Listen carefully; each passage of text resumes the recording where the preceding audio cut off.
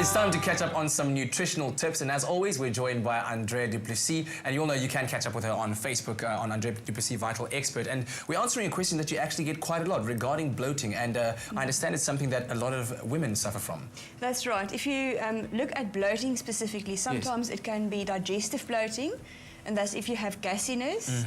Sometimes I establish that somebody that's asking about bloating, that the gassiness isn't there, and then the bloating is actually due to water retention. So I'd like to share some tips on how to deal with that. So we're talking about that uncomfortable feeling when you just feel big, whether it's your tummy, but you just feel like you're not exactly yourself. That's right, yes. Tell me, does that necessarily contribute to your weight? I mean, when you're bloated, do you necessarily weigh heavier? Because obviously it's an image thing as well about how you perceive yourself.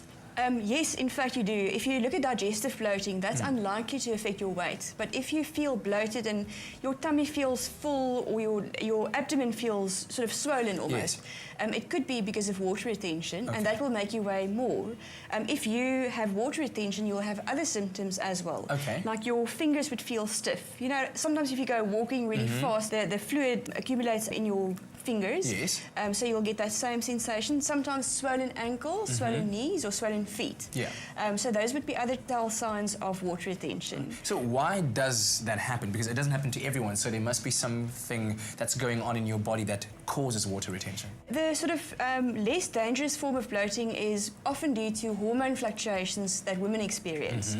So if it also follows your sort of monthly cycle, you'll know that that's probably the reason. However, in the absence of that, it's always best to go to the doctor, because it may indicate that something's not working really well with your kidneys or with your heart. So it's always good to ask the doctor first. Okay, so a good way to go. But there are some natural remedies that we can count on. Buchu is one of them, right? Yes. If you look at water retention, it's your body retaining excess water and fluids. So you want to take something that can help your body get rid of that. And Buchu has natural diuretic properties. And diuretic means it can help your body to get rid of that excess fluid. So Buchu is used for a whole lot of ailments. We've heard about it so much. What is it in Buchu that helps the body work better? In Buchu, there's an aromatic oil. It smells beautiful. We've got some Buchu tea here, so if you'd like to smell that, I'm sure you can smell the Buchu. Oh, there it is. And it's interesting in nature, plants that have medicinal properties, like tea tree, for example, have a potent, almost medicinal smell to them. And those medicinal components are often in the oily components of the plant, which you can't really see. If you break up a few Buchu leaves, you won't see oil. But it's in the oil components that you find those healing properties. And I mean, it's used by the Khoisan, and we know them for their great, I guess, knowledge of the natural remedies out there. So your idea is then to use it as a tea like this? Would you then be drinking it a few times a day? Yes, you can drink Buchu tea twice a day. That will help regulate your water balance. You can also take Vital has Buchu capsules, so that's also a very convenient form of taking it.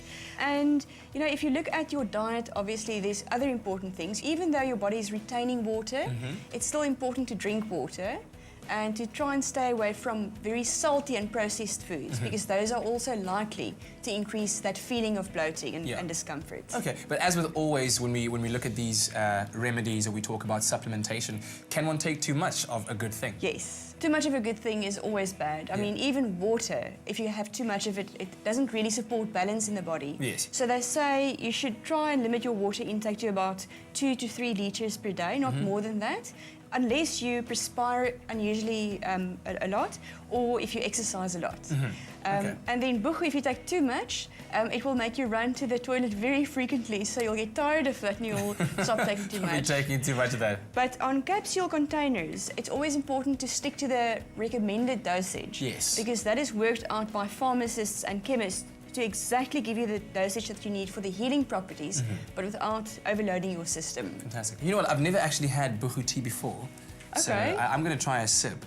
What taste sensation should I expect when it comes to this? I must say, medicinal herbal, it comes to mind. Definitely not sweet and fruity.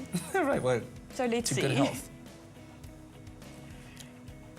It's not bad. With a dash of honey, I could have a glass of this, but for now, I'll keep it at that sip. Thank you very much, Andrea. Always appreciate it. You're welcome. Remember, if you have any more questions, you are welcome to ask them on Andrea's Facebook page. It's Andrea du Plessis, Vital Expert. Trust Vital for your family's health.